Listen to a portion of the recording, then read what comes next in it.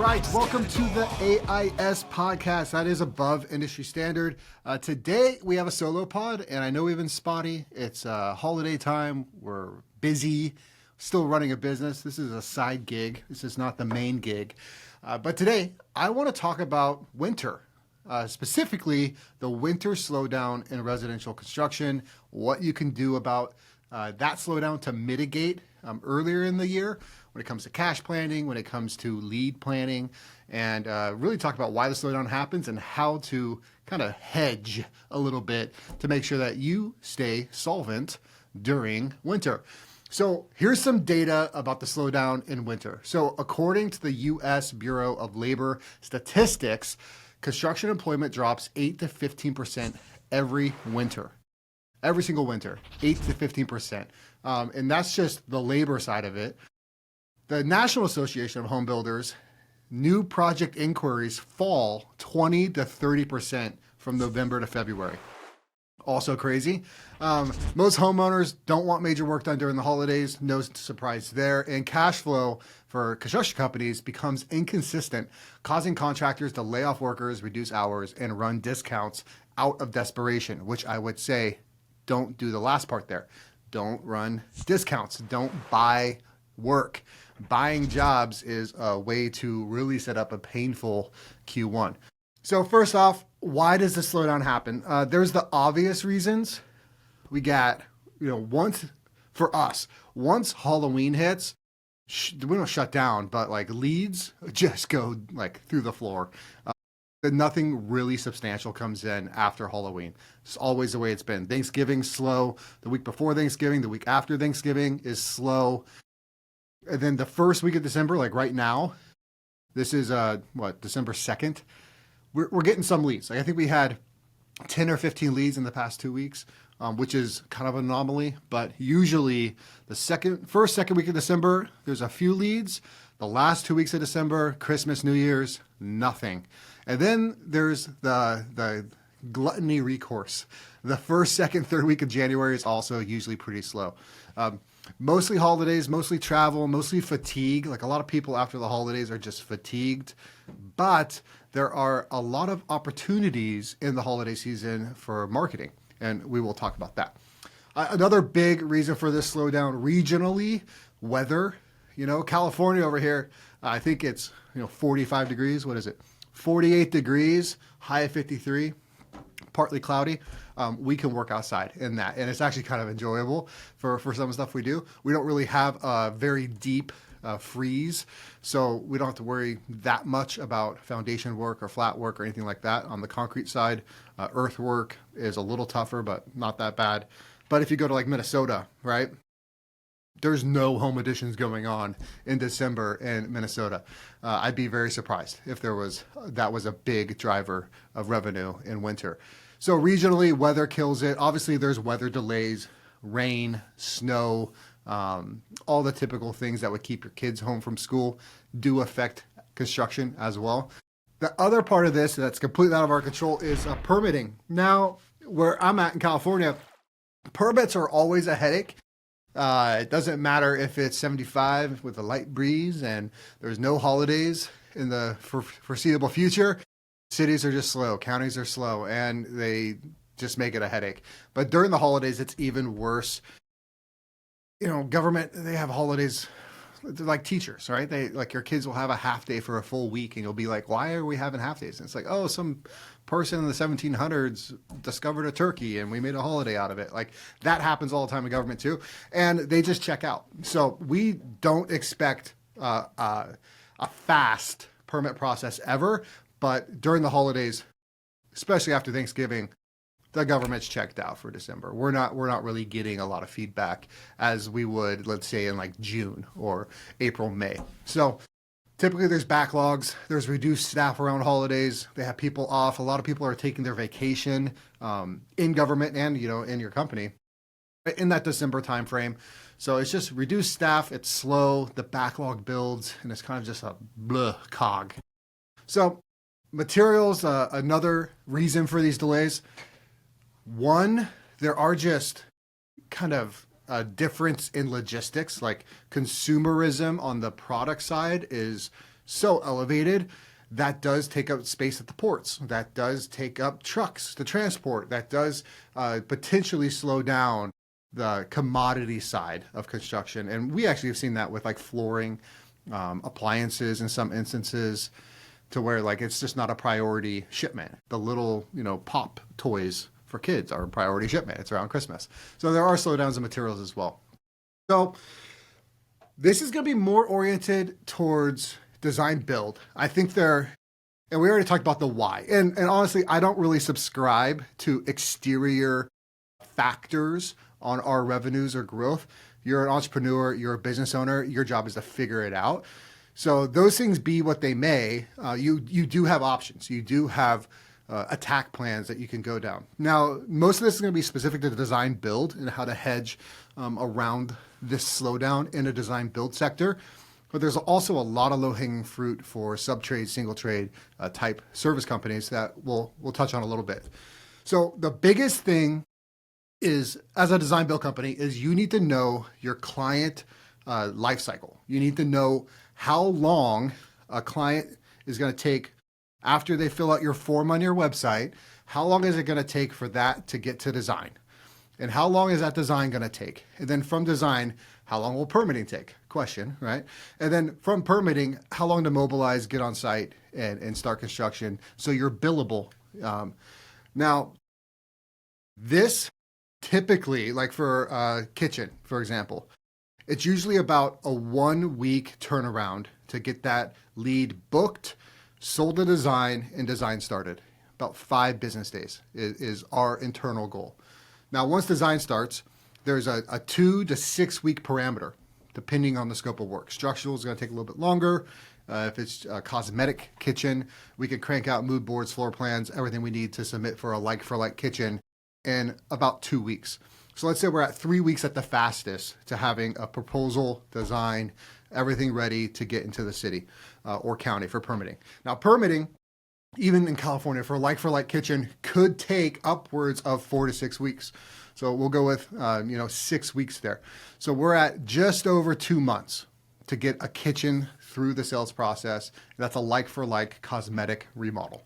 Now, you need to know that because that's going to determine your marketing, right? So if you know your client, basically client conversion cycle, if you will, for each service you offer, whether it be a kitchen, bathroom, full home, addition, ADU, you need to know when to turn those knobs and pull those levers in the marketing machine to set yourself up with leads going into the winter months. That way you can sell and have them on the schedule during the winter months, or at least build a big enough backlog in Q1 that there's a runway coming out of the slowdown. So what we do is our marketing usually takes 7 to 9 touches historically. Now, different campaigns, whether it be Meta or Google or very top of funnel, like on just social media organic, website landing pages, and we're optimizing SEO, like organic Google ranking. Once that lead comes in, they've already been to our website 10 to 20 times. So 10 to 20 times. Now, you can think of that as in 10 to 20 sessions on 10 to 20 different days. Those sessions could be weeks apart, but on average, it's going to be 3 to 6 months of marketing to warm someone up and get them to fill out your form. So what does that mean for you? Well, if you're primarily doing kitchen remodels and you want work in, October, you need to be marketing in March, April, May to get that person warmed up throughout the year to fill out that form, right? And they might fill out in October hoping they can get that remodel done before Thanksgiving. So you might be putting out content earlier in the year addressing that person, like, hey, we want to get your home ready for the holidays. But to do that, you need to fill out our form August so we can get through the process September, October, so we can start middle October and finish by the second week of November, right? But clients don't know. So the whole point of marketing is education, and you got to educate the ideal client on when they should fill out this step, when they should move to the next step to meet their goal. So a lot of good marketing tactics is planning it around the holidays. So like if you're an outdoor living space design build contractor, July 4th, a lot of people have gatherings outside. You might be marketing in December, January, 4th of July packages. Like get ready for the 4th of July get together, XYZ gazebo package, whatever it may be. So that's the big thing is just you need to understand your numbers. You can't just be crossing your fingers, shooting up a prayer that you get enough work for the winter.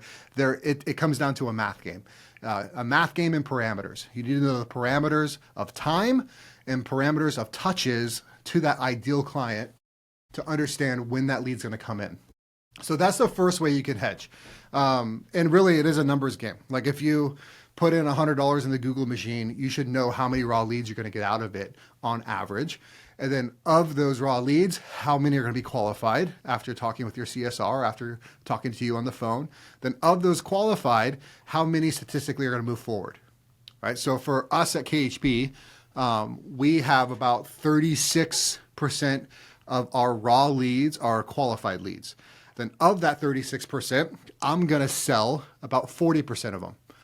And so, if you have 100 and then it gets down to 36 job walks, and then of that 36, I'm doing, 14 projects or so, something like that. That's usually about what the numbers come out to be. And so that also turns into all of your financial metrics. What's the lifetime value of a client? So these numbers here really determine all of your business picture. Really, if you think about it, it's going to tell you the cost per lead, cost to acquire a client, the lifetime value of that client, the profitability of, for net sales per lead issued. Like, so for every 100 raw leads, that you're going to sell this many at this average job size. Therefore, every lead I get is worth X. Like for us, every lead we get is worth $22,000. So if I know I'm going to put $100 into Google, get 50 leads, well, that's $1 million right there, right? Like that's insane. Like you would keep putting $100 in Google if you knew the lifetime value of that $100 was going to turn into $1 million. Makes a lot of sense. So that's the first way, and that's going to tie into a little bit later in this of how do you even get those numbers built? Like how do you build that system to give you reliable data? So yeah. Now some other marketable aspects you can do and not give discounts is go with the season. If you're a single trade contractor, even a design build contractor that maybe has small works department, start offering like Christmas light hanging, right? Or exterior decoration, or exterior pressure washing, exterior cleanups, yard cleanups. Like give like those kind of seasonal things that you can bolt on as an offer. And those are a lot quicker life cycles. So you can market that maybe 4 to 6 weeks in advance and start getting some traction and getting some clients in there. Now, the other aspect of market is build scarcity around winter. So a lot of people don't want people in their homes when they're going to demo out the kitchen or whatever it may be.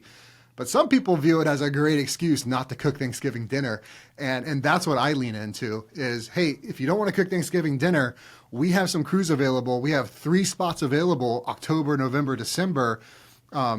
First come, first serve. Like, let's go. If you're not having Thanksgiving at your house and you want a kitchen remodel, let's speed it up here. Let's get going. More crews are available.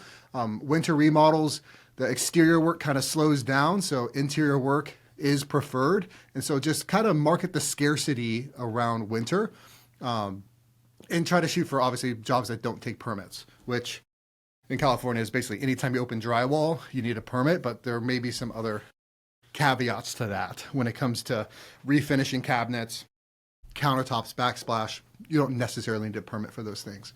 So if you're catching the theme, the real reason for the slowdown isn't these external factors necessarily. It's because you aren't being proactive.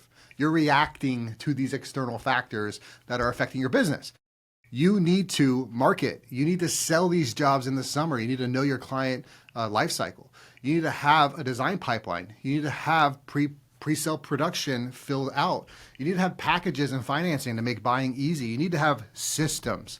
And step 1, if you've been in business 1 year, you should have a P&L because you had to file taxes. You had to have some sort of bookkeeping done. The cost you spent on the previous year. That's where we're going to start. And making good systems all comes down to the context around them. And context, if you're thinking of business, is usually how much did things cost and how much did you make? That's pretty much the simplest way to put it. So the first thing you're going to do, have your P&L and export into Excel, or if you're on QBO or even Sage, you can build it out as a percentage, but look at every line item as a percentage of your total revenue. Now that percentage of everything, there's going to be a breakdown. There's above the line costs, which are cost of goods sold, labor, materials, subcontractors, temporary toilets, dumpsters, all that stuff for job per job cost. Think of cost of goods sold above the line. Everything that isn't billed directly to a project is below the line. That's overhead, right? So overhead is going to be X percentage of your total revenue. COGS, or direct cost of the project, will be a percentage of your total revenue. And then at the way bottom, you have your adjustments and all your stuff, and then you have a net profit. And that's a percentage of your total revenue as well. Now, for KHB, we shoot for 60, 25, 15. 60% variable cost, 25% operations, overhead, essentially, is mostly operations, and then below the line, 15% net profit. So in that 25%, there should be 1 to 5% in marketing. Now, what is that dollar amount? 1 to 5% of your total revenue. 1% is more of a maintain. I would say 1 to 2% is more maintain. 3% might be towards like core business offerings, core revenue streams. 5% is maybe bolting on a different business unit that you're trying to market, or you're trying to grow in your existing revenue streams. Anyways, that's how I break it down. 1 to 2% maintain, 3% main core marketing budget, 5% you're looking at a little bit of growth. That percentage is going to go straight into a separate Excel sheet. So let's say it's $50,000, right? That $50,000 in that separate Excel sheet is going to be broken down by everywhere you're spending money to make an impression, whether that be brand awareness, whether that be wrapping a truck or doing door hangers, anything that's marketing related that could convert a client or warm up a client or build brand awareness of your company. You're going to have that separate on this Excel sheet. So you have $50,000.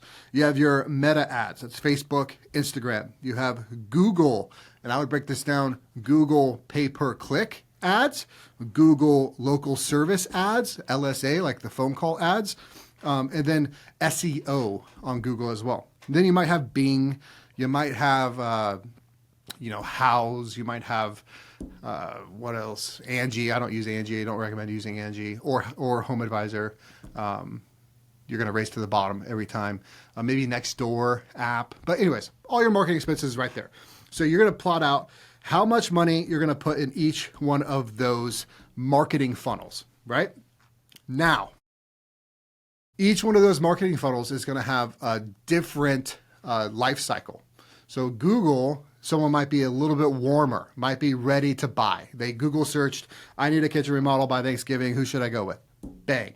You pop up, right? Because you have a sponsored ad. You're at the top of the page. They click you. They fill out a form. They're ready to go. Whereas maybe Facebook, maybe that you're doing more educational content on Facebook, and it's more top to middle of funnel. And let me describe the funnel real quick, just for context. So think of it like a big funnel like this. Maybe David could throw a graphic in here.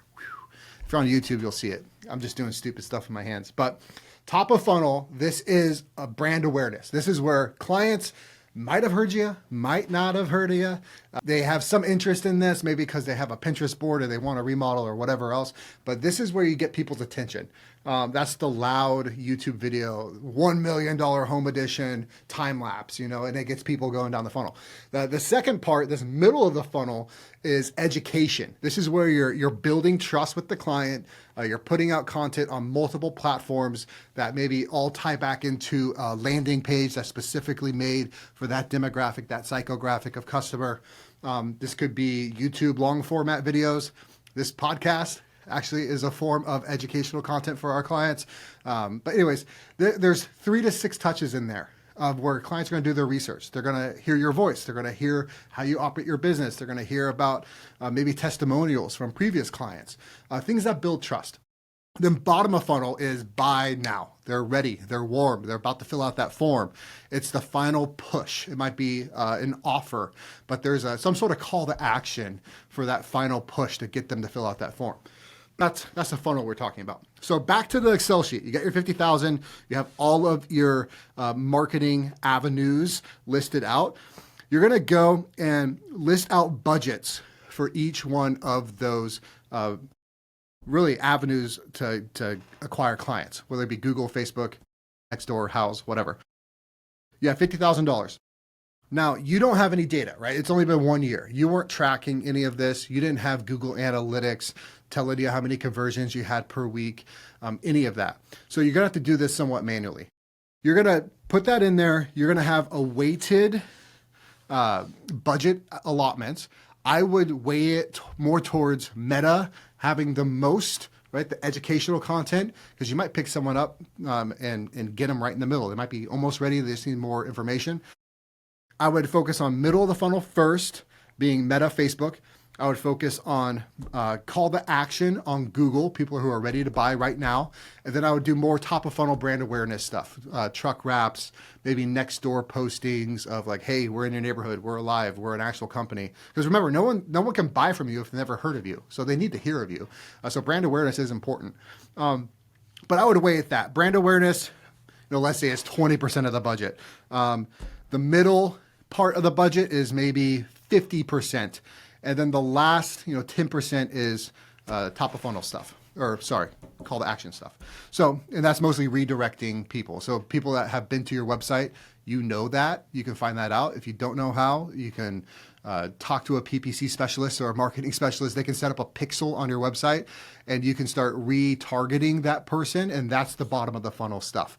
When someone clicks your website but leaves your website, you could set up a retargeting campaign on Google that will go back to that person and serve them a specific message saying, hey, you've been to our website. We know you're interested in a kitchen. Like, let's just talk, fill out this form. That's call to action. Anyways, so now you have your budget weighted by stage of funnel. You are now going to have to track where people found you. And you can do this digitally with AI now. You can do it. You could do it as a service. You could hire someone to build this out, this tracking for you. We were big nerds about it. We were really trying to get last touch attribution, but in our marketing funnel, it was so tough because we had so many campaigns, so many different avenues of retargeting that ideal client. It was very tough to know what was the last action that made them convert, but you don't need that much detail to understand where they came from. It's going to be Google, Facebook, other, just like that, right? And that's your other is everything that's not Google or Facebook. Pretty simple. So every time you get a call or you get a website fill out on the form, you should have, where did you hear about us? Facebook, Google, other. That's good enough for now. And then once you get on the phone with them, drill into that a little bit deeper. Like, where did you find us? Oh, Facebook. Oh, what video did you see? Or YouTube? What podcast did you listen to? What information did you get from that? Any questions about that? Like, drill into it a little bit deeper. Get some feedback on that. And then just note it in the CRM. Now, your CRM is your client relationship management platform, and you're going to have every client in there with ideally a file section or a note section, an update section. You need to be updating that on how you found them. A good CRM that is free, I believe, for new users is Monday.com, and you can build out little buttons, and you could click. How did they hear about us? Button, and it'll drop down Facebook, Google, other. And you can click that and then add a note. And then you can build reports. How many leads come from Facebook? How many leads come from Google? How many leads come from other? And then of those leads that come from those marketing channels, let's say there was 10 from Facebook, 5 from Google, 3 from other. That's in a little pie chart. You can click on that pie chart and it's going to say how many of those leads moved on to a consultation. Well, now you have your lead to demo rate or lead to estimate rate, depending on how you quantify it. But how many raw leads did you get? How many consults did you book? There's a percentage there. It's an efficacy KPI. Then of those consults that booked, how many of those did you sell a design or did you sell your service to? That's also another percentage. That's your success rate, right? So the amount of people that actually move forward with your company divided by the raw leads, that's your success rate. Now that divided by how many consults you went on, that's your qualified lead success rate. And the overall picture gives you a cost to acquire a customer. Back to the Excel sheet. You have $50,000. It's broken down. Top, middle, bottom of funnel. You know Google produced 5 jobs at a $100,000 average ticket. So let's say there's 500K and you spent, $10,000 on Google. Well, what's the math, right? What's the 500,000, 10,000 out of it? What's your basically cost to acquire a customer? What's your average price per ticket minus the marketing expenses? And that's going to tell you how much you can put into Google. And then time over time, the more feedback you get, the more information you get out of Google, the more conversions, the more jobs you sell, the better the data gets. And then you could go even deeper into the psychographics, the demographics of, okay, we sold this job, but this client was a headache. This client was great. They both came from Google. What campaign was it? Where do they live? What do they drive? Where do they work? You can start building demographic and psychographic analysis to get back into the marketing machine and get even better clients. So that's how you would build the system from scratch. I'm winging. I'm like right off the cuff here. So sorry, I jump on my words there a little bit. But if you have any questions on that, shoot us an email because I love helping contractors build that system out to get repeatable clients. And we'd love to help you with that too. So end of the day, it's not the economy. It's not Christmas. It's not Thanksgiving. It's because you don't have a plan. Therefore, you are planning to fail because you need to know where you're going. So most companies slow down because they don't sell in Christmas time, winter time, and it's really just because they weren't planning in January. You need to have a plan before Q1 of how you're going to have work in Q4, and you need to have a budget. You need to track your budget. You need to associate data to the money spent, and that is going to tell you when you should and should not spend money, how many leads you may or may not get, how many jobs will convert or will not convert, and average ticket per revenue streams, and that is how you become a successful business. Exciting. So with that, that's all I got for the day. Quick, short, hopefully very actionable for you. If you like this podcast, like, share, subscribe, share it to a contractor in need. And also you can, I think, post a comment down in the chat if you want us to talk to you, and I will stalk you and find you online and email you to talk to you about how to help your business. So I hope everyone has a good holiday season, and we'll see you on the next one. Cool?